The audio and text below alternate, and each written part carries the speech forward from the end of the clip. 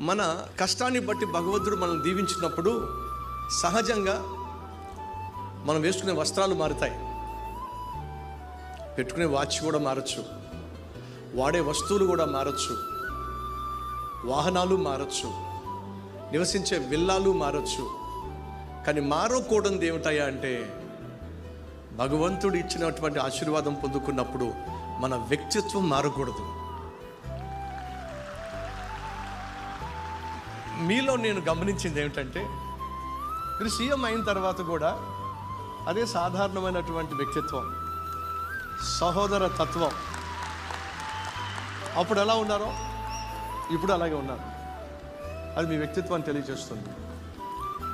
అంతకుముందు ఎలా పలకరించారో ఇప్పుడు అలాగే పలకరిస్తున్నారు.